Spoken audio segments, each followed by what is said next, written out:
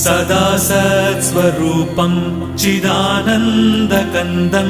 जगत्सम्भवस्थानसंहारहेतुं स्वभक्तेच्छया मानुषं दर्शयन्तं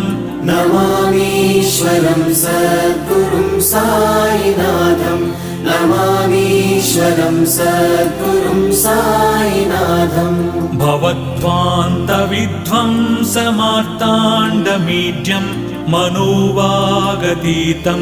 मुनिर्ध्यानगम्यं जगद्व्यापकं निर्मलं निर्गुणं त्वां नमामीश्वरं सद्गुरुं साईनाथं नमामीश्वरं सद्गुरुं साईनाथं भवाम्बोधिमग्नार्दितानां जनानां स्वपादाश्रितानां स्वभक्तानां